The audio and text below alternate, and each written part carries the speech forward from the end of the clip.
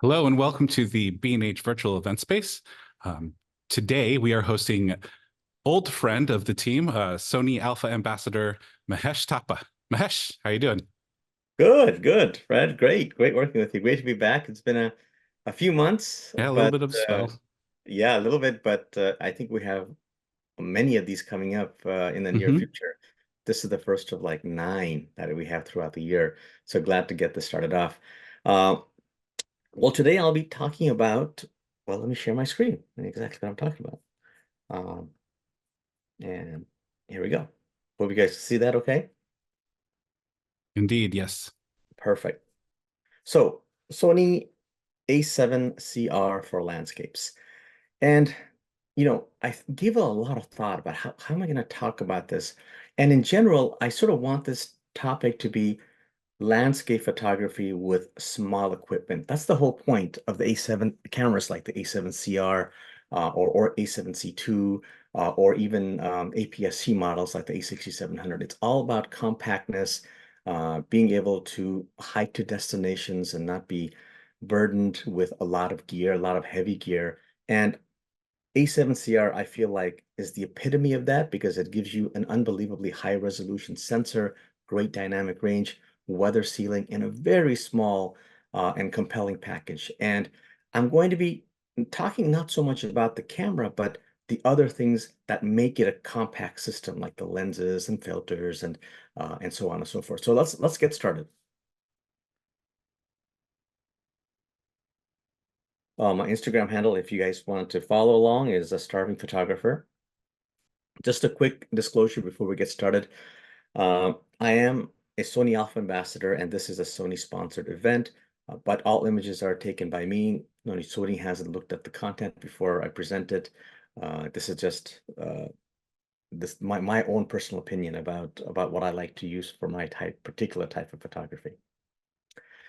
So, we talked briefly about the Sony A7CR, high megapixel sensor, great dynamic range, but a camera really is only as good as the lens you put in front of it. And people always ask me, well, okay, that's great, but what go-to lenses do you typically use? And the answer changes really depending on what type of photography I'm doing. Even within the realm of landscape photography, am I going to be in a situation where I need a lot of long lens type of compositions? Is it going to be mainly wide angle? Am I going to be doing astrophotography? But sort of as a general rule, however, though, if you wanted to sort of use a 2 or 3 lens kit, that's relatively small, compact, and lightweight, this is sort of what I recommend. Uh, Probably my most used focal length is the ultra wide sort of variety. There are two particular lenses that I really like. The tried and true Sony 16-35 f4, and I have that here somewhere. I've got so many equipment here that I can't I can't find everything. So this is there's a skin on it, but this is the Sony A7, sorry, A 16-35 f4 lens. Very compact, very lightweight. It is a G lens, so it's got the robust build quality, and doesn't have the hefty price tag, if you will, of a G Master lens. And because it's f4, it's super lightweight. I love the fact that you have a rocker here. So if you have a camera that allows you to do the zooming without having to uh, change your uh, turning here, then you have that possibility. It has clickable aperture, which is really great tactile way of determining exactly what your aperture is. And like I said, very lightweight. And the filter is only 72 millimeters. So oftentimes, the larger the filter, the more expensive it is. The fact that you can have a 72 millimeter filter and don't have to resort to a 77 or 82 millimeter filter, that's really helpful. And now I used to carry this all the time because of its lightweightness. Uh, F4 typically is great, but every time I wanted to do astrophotography, the F4 was a little bit too dark. It wasn't quite fast enough for me. So Sony recently announced, and I've been using it for a few days now, the 16-35, sorry, 16 to 25 f2.8. So you know, if I wanted to go ultra wide with a fast aperture and a zoom, my only other option at this point was the 16-35 f2.8 G master lens. Amazing, amazing lens, but it is heavier. Even though the second version is a little lighter than the first version, it's still heavier. And there was a lot of overlap in that 24 to 25 to 35 millimeter focal length versus the other lenses that I have, like the 24 to 105 or the 24 to 70 or 20 to 70. But giving up that little extra focal length at the telephoto end, it was a great compromise to create this G lens. Again, very, very robustly built. It's a G lens, so it's not quite as expensive as a G master lens. And this is just a beautifully sharp, well-designed lens. So this lens has, for all intents and purposes, replaced my f4 16-35 millimeter lens. So if you are debating which one you should look at, and you do some astrophotography, you do ultra wide angle photography for landscapes, really consider the 16-25, which I think is sort of the new standard for what I carry when I go backpacking and hiking. So the sort of standard telephoto lens, sort of in the 50 millimeter range, 24 to 70 sort of range, you can go two ways. Because for me, it's a pretty well used focal length, but it's not as well used as my 16-35 for my type of landscape, wide angle landscape photography. You have either going really, really lightweight, for example, with the 40 millimeter prime lens, 40 millimeter f2.8. This is a great lens just to have in your pocket. It weighs nothing. It's very bright at f2.5, so it serves the purpose really well. However, if you still need some kind of a zoom to cover a little bit more range in that focal length, you could pair it with the recently announced 24 to 50, right? So the 24 to 50 and the 16 to 25, they make a wonderful lightweight hiking pair, backpacking pair if you want two lenses. Now, if you don't need that second zoom, like I said, this 40 millimeter 2.5G, it's about a third of a stop brighter, and it's so small and lightweight, and it takes very tiny filters, so it's really easy to carry around. So as sort of your standard focal length, I think one of those two lenses will pair very, very nicely with your full frame setup. And finally, for the telephoto. So you'll get in a situation where you need a little bit of extra reach. There are multiple great choices out there for you. There's the 100 to 400, 200 to 600. But for me, those are great, but still a little bit bulky. What I tend to carry is this one right here, which is the 70 to 200 f4 macro. So now it has dual purpose macro capabilities, and I get a little extra reach up to about 200 millimeters.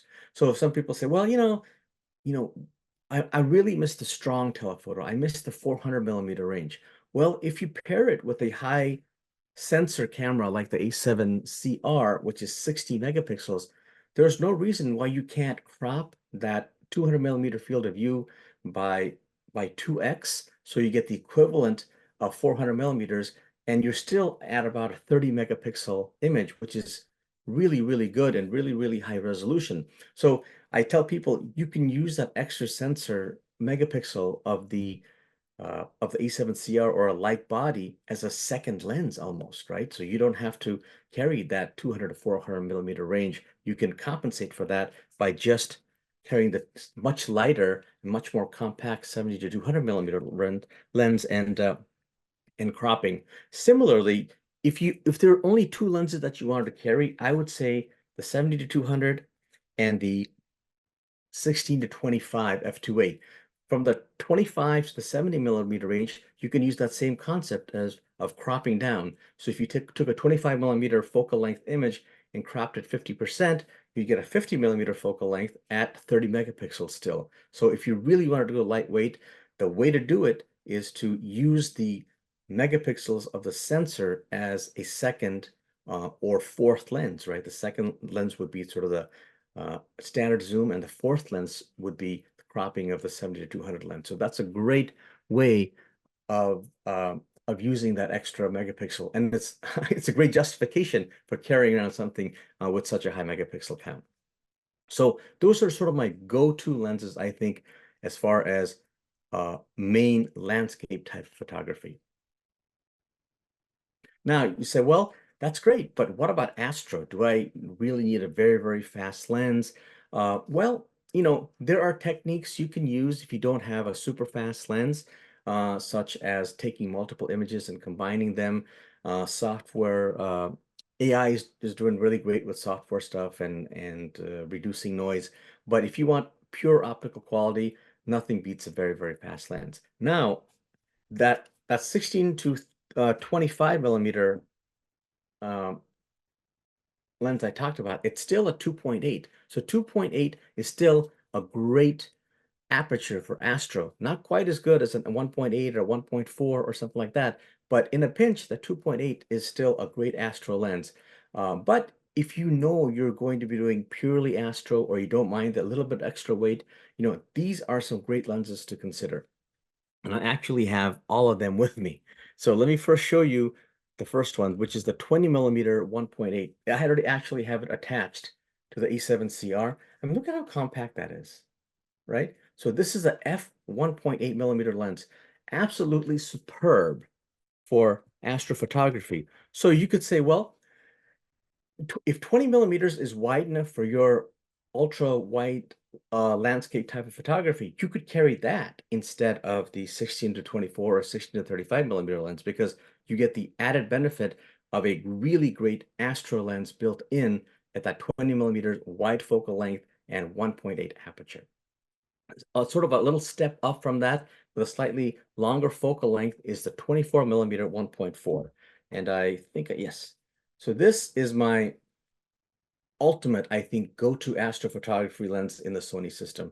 In fact, all the astro images that you have seen so far are taken with this lens because it is, for a 1.4 lens, it's relatively compact, very lightweight, and it has, just for me, the best corner sharpness, best chroma performance of any of the lenses that I've used so far in the Sony lineup system. So if I know I'm going to be doing a particular type of astrophotography, and I'm okay with that 24 millimeter focal length, which is my favorite length anyway for astrophotography. It's not super ultra wide. I can get enough detail in the Milky Way, for example, yet it's wide enough to sort of convey a sense of openness, a sense of expansion. Then this is probably the one lens that I recommend very, very highly if you do a lot of astrophotography.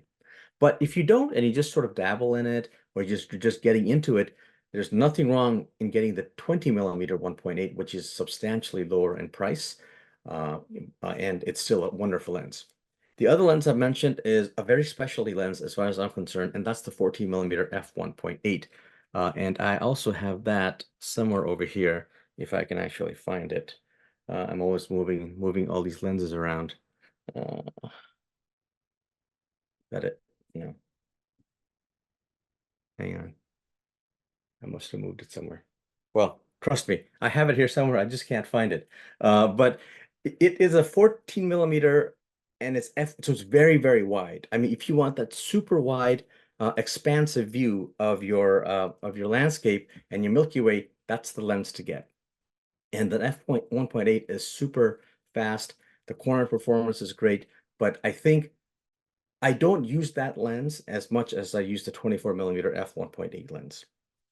And finally, if you want a little narrower field of view, I recommend the 35 millimeter f1.4. And this is it right here. Again, look how small and compact this is. The filter sizes of this it's only 67 millimeters, which is great. So if you wanted to use this as a standard portrait lens or a standard focal length lens and you wanted a really fast aperture, this is the way to go. Again, I probably use that the least for my astrophotography work because I just want a more wider, more expansive view of the Milky Way that I typically photograph. But for more detailed a zoomed up view of the astro system, that's the one that I typically go to is the 35. So sometimes I know I'm going to be doing nothing but astro. So the three lenses I typically take are the 24-1.4, 14-1.8, and 35-1.4. If I know I'm doing some astro and it's a relatively long trip that I'm going on backpacking, then I just carry the 20 millimeter f1.8 because It's a nice compromise between the 14 millimeter super ultra wide and the 24 millimeter, which is my favorite focal length. But maybe sometimes I want a little bit something between that I can crop later to get that 24 millimeter field of view. Yeah, so those are my recommended full frame, ultra wide and wide angle lenses for astrophotography. And there's no reason why you couldn't use these for regular landscapes or portraits too.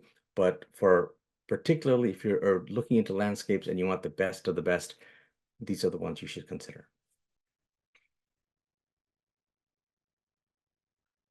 And then I also asked, well, full frame is great, and I want to shift gears a little bit, but what about, if I want to use an APS-C system to go even smaller, even lighter? And you've got options. You've got options galore here. My favorite system, if we want APS-C, is the current flagship, Sony's flagship in the APS-C lineup, which is the Sony A6700. In fact, I have it right here. This is a Sony A6700. And it actually is, it's not substantially, not a super smaller than the A7CR, right? But the lenses are smaller. So remember, when you are considering a system, it's not just the camera body. Everybody says, oh, look how small the full frame is. But oftentimes the lenses aren't as small as the APS-C sensors. This is a 11 millimeter f1.8 lens. I mean, look how tiny that is, right? So this is equivalent to about 14, 15 millimeters or so. And this is great for ultra wide angle landscape photography and for astrophotography. Okay, so the 10 to 20 f4 is another great option. And again, here, this is equivalent to about 15 to 30 millimeters. So look at this in the APS-C size and something very similar on the full frame size. So yes, the camera bodies are relatively equivalent, but the lenses, and this is considered a small lens in the full frame system, right? This is considered quite small, but this is how small you could go if you really wanted to go lightweight, if you really wanted to not carry very much. And it's still an f4 optically excellent quality. It's got autofocus, manual focus. It's got a button that you can assign to what you like. And it even has a zoom rocker, just like the 16 to 35 full frame. So a great ultra wide if you're not doing astrophotography so much, because it is an f4 lens, so that can cause a little bit of compromise, even more so than the f4 lens of the full frame, because you're already hampered a little bit by the fact that you're using an APS-C sensor. If you really want to do ultra wide angle photography for astrophotography, I still recommend this one, which is the 11 millimeter f1.8. Every f-stop in the APS-C system really matters a lot. Now, if you still want to do a little bit more with the astrophotography, but zoomed in a little bit more, so for that, I have this one. This is the 15 millimeter f1.4. Remember, you have to multiply that by a factor of 1.5. So this is about 22, 21 millimeter equivalent lens. But this is an f1.4. So another great option for both wide or ultra wide angle photography coupled with astrophotography. Great choice.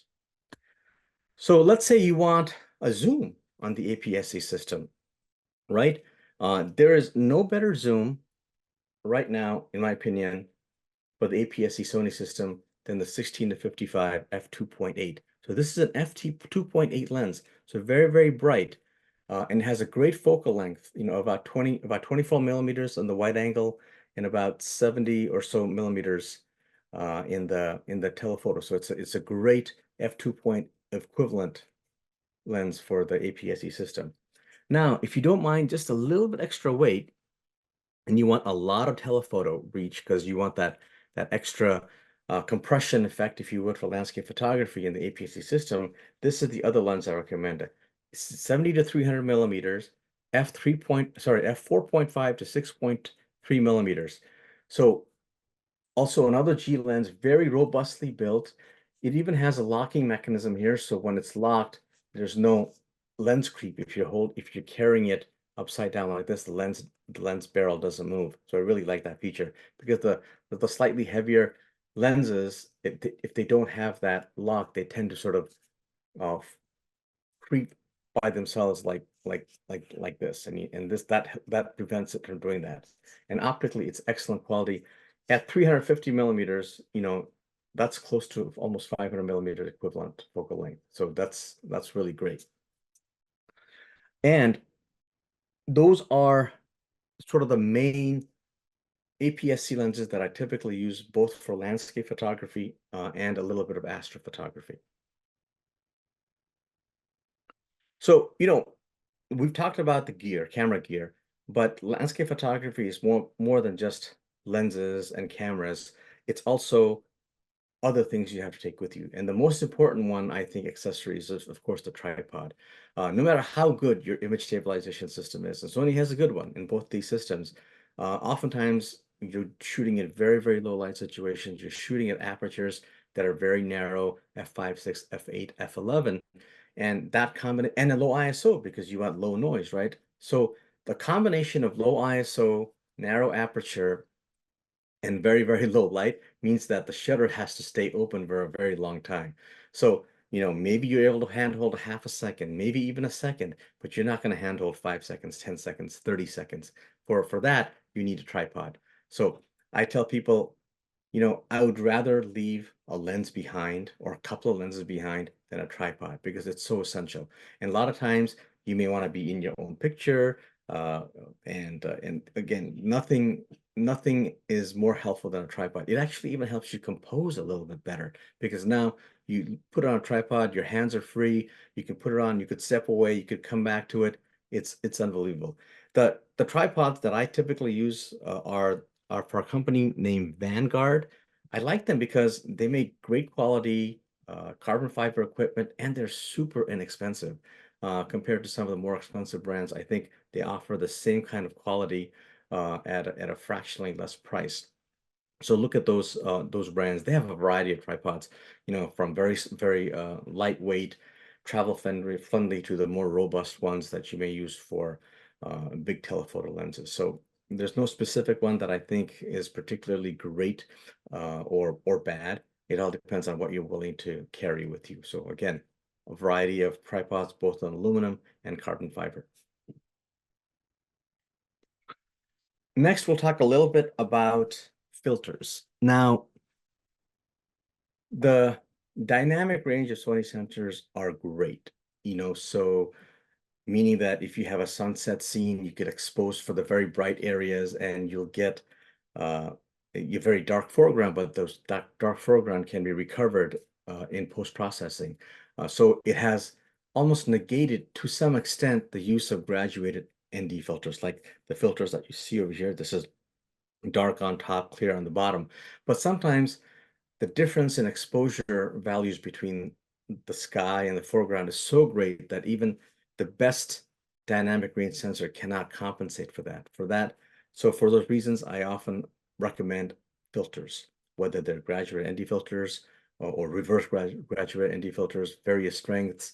They can have a very sharp margin, like you see here, or a very sort of soft margin, and it depends on what you're shooting. So for example, if you're shooting an oceanscape, for example, where there's a nice clear demarcation between where the sky ends and the water begins, that's where you might want to use something like a filter with a very hard edge where it transitions between dark and light. Let's say you're shooting skyscrapers or mountains where the trees and the mountains sort of pooch up into the sky a little bit. So you don't want such a harsh transition between the very bright, very dark areas because you'll notice it on top of the mountains and buildings, things like that. In which case, you may want to use something like a very more gradual transition from the very dark areas to the very light areas. They also make ND filters, there's pure ND filters. It's like sunglasses for your lenses. So if you want to prolong the exposure time, for example, you want to capture that silky smooth effect on the water, or you want to capture that sense of motion in the clouds with the cloud streaking, the way to do that is to prolong the exposure time. Well, sometimes conditions are so bright that what aperture lens you use, even ISO at the lowest value, you still won't be able to achieve a shutter speed to slow the shutter speed down enough, in which case you start using these ND filters. And what's great about sort of the smaller systems, like the smaller lenses I talked about. Remember I said you can have filter threads that don't have to be, 82 millimeters, 77 millimeters, is that the consequence is that the filters themselves are also very much smaller, right? So if you carry filters like this, as opposed to filters that are like twice the size. So for example, if I open this up, here is one of the graduated neutral density filters. It's dark on the top and clear on the bottom, but it's a gradual transition between the dark and the bright, right? And here, for example, is a pure ND filter. It's really black. So this will really prolong the exposure. This is the 10-stop filter.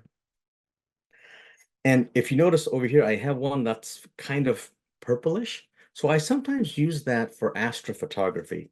And that is really great to get rid of light pollution. It sort of looks like this. And if you, well, can't you just apply like a purple filter in post-processing? Well, I've tried that and I can never quite get the same effect as an actual filter because it's actually neutralizing some of the yellow light that's coming from cities and things like that. And I find that to be quite helpful in situations where I'm shooting the sky and there's pollution from city lights or what have you, or building lights. So that really helps to capture that. So filters are really important for landscape photography, and a small system allows you to carry smaller filters, which will save you money and save you some heartache in your back. Okay, what else? So there are other few things that I also recommend, something that you should also consider. A nice headlamp is a must because oftentimes you're shooting in low light situations. I carry this one. It's made by Petzl, P-E-T-Z-L. I like this because it actually has a red light. So red light, or if you can find what the green light is also good. It will preserve your night vision, and other people around you will be well, very appreciative of the fact that you don't use a very bright light. It still lets you see the equipment, see what settings you're on your camera, yet you don't have that harsh light that'll disturb everybody's night vision. So I really like that. And also remember, you may be at a location and you have to hike back. It's really great to have this headlamp. It's on your head. Your hands are free to carry hiking poles or whatever, and it's super convenient. Uh, I don't have one with me, but these filter wrenches are invaluable. So, for example, let's say you have a filter like this, and you put this filter in front of your lens. As the weather changes and the humidity changes or whatever, these things can also get very, very tight around the thread of your lens, and you may not be able to grip it and turn it to loosen it to put another filter or take the filter off completely. That's where these filter wrenches, and they have like sort of various sizes. They have one size for like 67 millimeters and under, or 72 millimeters and under, another filter wrench for like 82 millimeters, 95 millimeters. But every so often, when I can't turn my filter or loosen my filter or separate my filters because they can get stuck to each other if you have multiple filters on top of each other or to the lens, these filter wrenches really come in handy. And it's a lifesaver because if you can't get a filter off, basically that lens is is not really usable, but particularly if you have a very dark filter or a very unusual filter on there, because now the rest of your photography gets affected. So I don't use it all the time, but when I do need it, it's invaluable. So consider getting some filter wrenches for your system. And something very, very simple like absorbable towels. Uh, Oftentimes, I'll be hiking and I'll be caught in the rain, or I'll go to a waterfall and I'll get so close that the mist of the water just completely engulfs my camera. And yes, my camera's weather sealed, the lenses are weather sealed, so I'm not worried about that. But how do you get all that moisture off the front of your lens?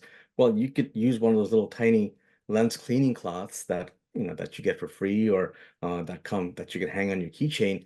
But two wipes and that thing is saturated, and you won't be able to really clean your lens or your equipment very well. What I really like are these basically chamois or towels that you get in an automotive store. You could go to like a Costco or a Home Depot, and they sell these like 20, 30s for like $10. And I find that they're super absorbent. You can use it to clean the lens because it has a very soft nature to it. It's very fine. I've never scratched a lens with this, and it's super absorbent. It'll pick up all the moisture and then some, and it's easy to dry. So, and like I said, it's one of the cheapest things and most important things you'll ever get for your camera equipment. Okay, so I wanted to leave a little bit of time at the end for Q&A because you guys must have some questions regarding all the equipment that I talked about.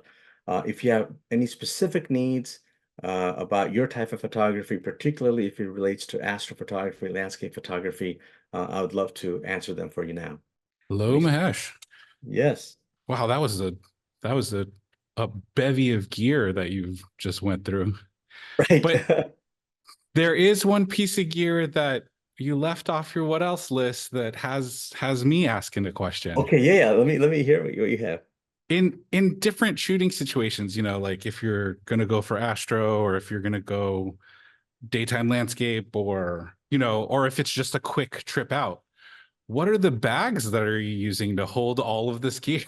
Oh, that's true. Yes, it's so funny. You should, you know, my go-to bag was right here in one of those pictures. Let me see if I can. Under the Vanguard tripod, I believe. Yeah, it was, and it actually is a Vanguard bag. And you know, Fred, I have so many bags that Yeah, I'm embarrassed to sort of admit. I'm a My room is gearhead. I get littered. it completely.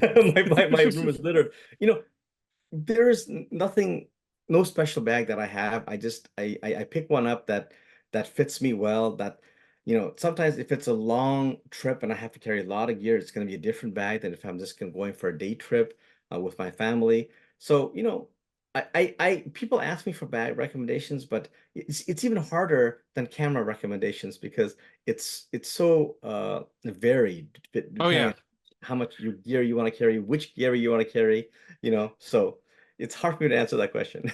No, I understand. I have the one sort of fanny pack that I'll wear over my shoulder if it's Yeah, just a quick trip and I know I'm only going to carry one bag or one camera. I yeah. have the roller because I know it's a job and I need to have everything that I own. So there's no, oh, I forgot this. Um, and then I don't know, probably another 10 or 15 bags in between. Yeah, right. You know, my closet is like, you know, every like 4 or 5 years, because I also get bags sent to me. I have like, you know, like a giveaway where I have Hmm. like 10 bags I'm just giving away on Instagram or something because they just I have no room. This is well, that's you know that's a terrible problem to have, Mesh. Oh Oh, no. yes, it is, Yeah. yeah. First world problems. So another thing that I thought of during your talk, so you brought up the APSC recommendations as well. I know that a lot of younger or starting photographers do tend to, you know, start with an APS-C sensor when they get an interchangeable lens camera. Now, a lot, you know, I'd say half of those people have dreams of going to full frame. So in between, when you have your APS-C camera and before you have your full frame camera, as far as lenses go, would you recommend sticking to the crop sensor lenses or, you know, maybe thinking about buying the glass for the camera that's coming?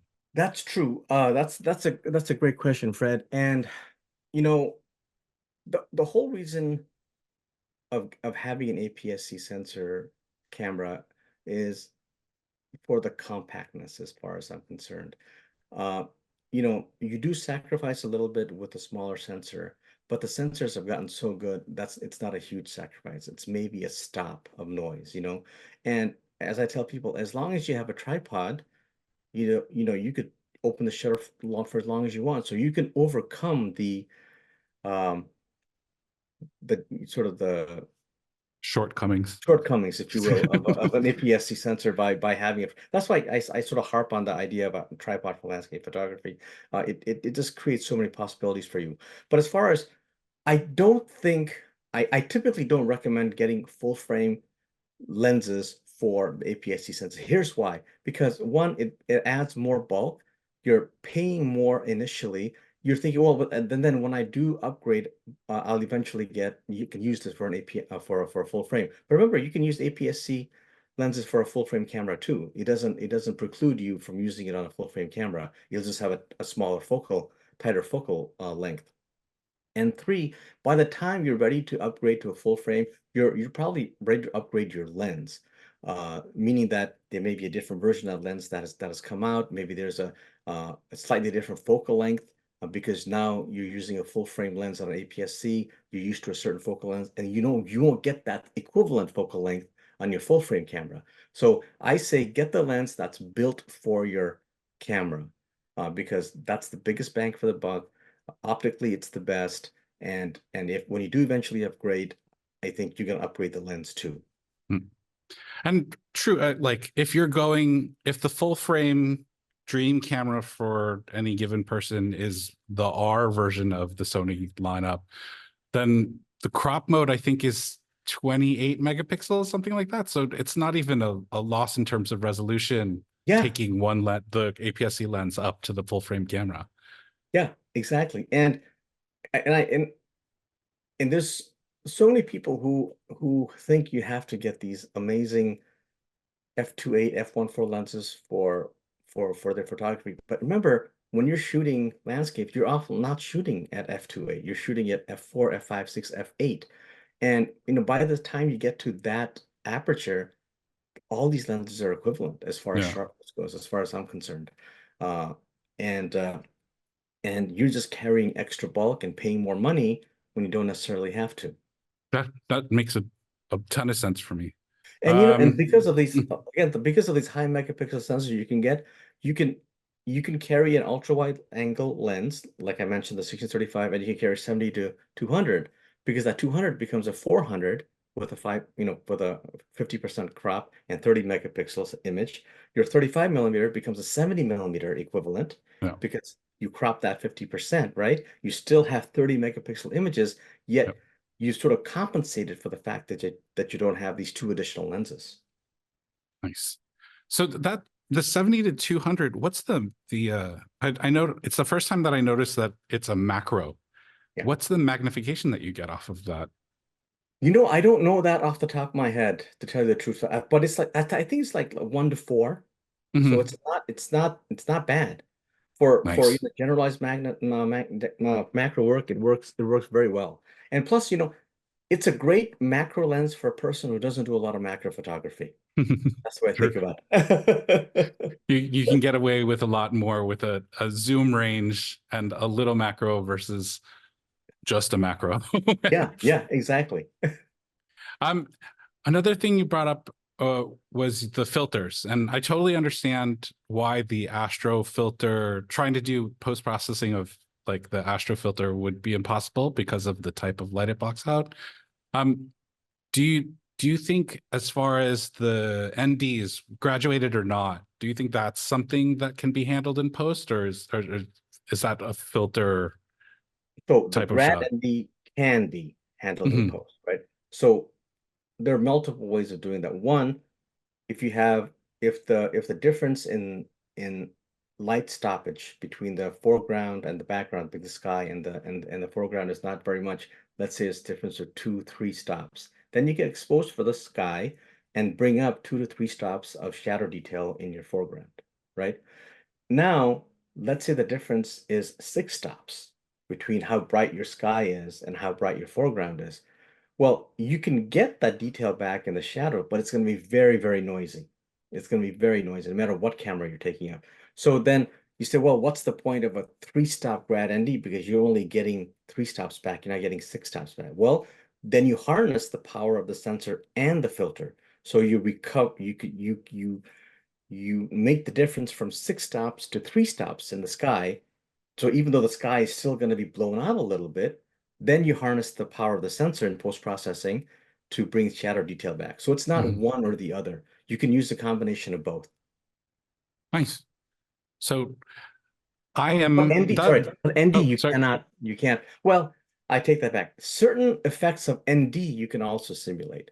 Hmm. Uh, so for example, there are techniques out there for waterfalls, for example, where you could take a bunch of 1/10 of a second exposures or 1/5 of a second exposure, and you could later combine them in post-processing using a averaging technique Mhm. where it smooths out the water or smooths out the sky. But it still, I don't think, is as good as using a pure Yeah. ND filter. The thing itself versus maybe not pure AI, but versus what the computer thinks it's supposed to be. Yeah. Have you uh experimented with any of the AI tools? Not necessarily, maybe not generation, but in terms of making your post-processing steps that you normally took a little easier by erasing all the in-between stuff? Well, so I've used computational photography before, and I think computational photography is different than AI. Computational photography is just it's math. It's not generating things that aren't actually there. So for example, when I talk about this combining of multiple shutter speeds to make the smooth, that's actually a known technique that no matter who does it, as long as you follow the steps, you're going to end up with the same image. As opposed to AI, when you ask it to do something, every time you ask it, it generates something completely different. So I have not used AI to sort of manipulate the images that I have. Now, I've used, for example, you know, Lightroom where it says reduction, and I know Lightroom uses AI to reduce the noise. But that's about the extent of how much I've used AI in Yeah. post-processing. So AI as an assistant, not a creator. Yes, exactly. Gotcha. But that's not to Speaking, say I haven't seen amazing stuff out there. true. I have several friends, who will take their image and they'll send it to AI, however they do it, and then it'll come up with this. I mean, it's un unbelievable what it can do. Speaking of post-processing tools, Mike D from YouTube asks, once the image is collected, what sort of processing tools do you use to refine your images? So Lightroom, Yeah, obviously, one. yeah. Lightroom is probably the one I use the most, and mainly, it's because I used to rely on Photoshop a lot because the older generation sensors, it just didn't have the dynamic range. So I'd have to take multiple exposures, for example, and then try to combine them later. In those days where I didn't use grad ND filters or things like that, where I didn't was too lazy to carry it at that time. But now the dynamic range has gotten so much that, and Lightroom's ability to recognize local changes, recognize border between one object and another object, sky and the foreground. It's probably using AI to sort of do a lot of assisting like that. Because of that, I haven't had to resort to Photoshop as much. That's not to say I don't resort to it sometimes. So for example, when I do astrophotography, I will keep my camera on a tripod. I'll go there right after sunset, knowing the composition that I want. During the blue hour, I'll get this great well-lit scene of the foreground with the flowers and so on and so forth. A lot of shadow detail that I don't have to post-process at a very low ISO.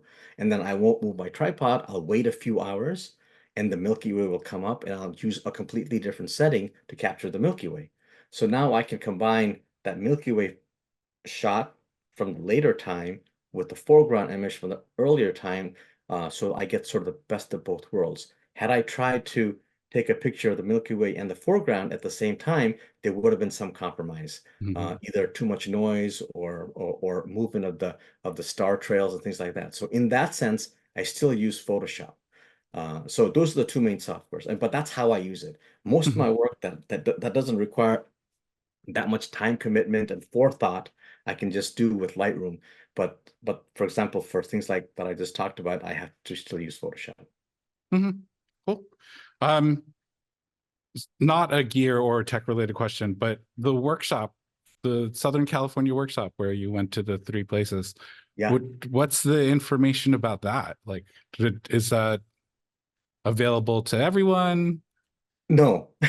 Oh, Not okay. for me. No. No, so I used to do a lot of workshops. I don't do workshops anymore just because I just have other commitments. This one was special. This was one individual who had reached out and just basically made me an offer I couldn't refuse. Gotcha. So in general, I don't do workshops, but I do a lot of education. So if you have questions, feel free to reach out. I love talking about gear. If there's any specific uh, projects that you want me to consider, I'm happy to do that. But in general, I've sort of stopped doing small and large group workshops. Mhm. So you basically make an offer that you can't refuse, and then you, or come to the B&H virtual event space, and you'll Exactly, have some time with exactly. Mahesh Thapa. Yeah. A All right. lot of these actual talks that we're going to have in the future are based on a couple of trips that are coming up for me. Like, for example, one is to the Palouse. We're going to talk about small lenses, large lenses for that particular type of photography, small lenses for coastal trips, beach scenes, and things like that. So these are virtual workshops, and you're Yeah. going to gain as much out of this as you are through any of my other workshops. You just won't be able to be there next to me. That's all. Gotcha. Well, on that note, because we have the promise of more Mahesh in the future, we're gonna sign off today. Are there anything else you have coming up that you want to talk about, Mahesh? Well, like I said, I'm going to the Palouse and the Oregon beaches. I also have Sony Condo coming up in October. I'm excited to attend that and see old friends and create some content for Sony that way. And there's some new equipment that I'll be testing for Sony and a couple. Ooh.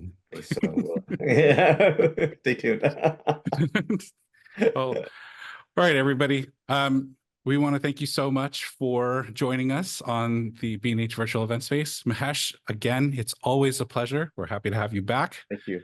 And in case you are watching this late, hopefully you're catching it on our YouTube channel. And if you're watching it on the B&H Event Space page on the website, you can search for the YouTube channel by just searching BH Event Space. With that, thank you, Mahesh. Thank you, everybody watching at home. And this has been another edition of the B&H Virtual Event Space. Thanks much.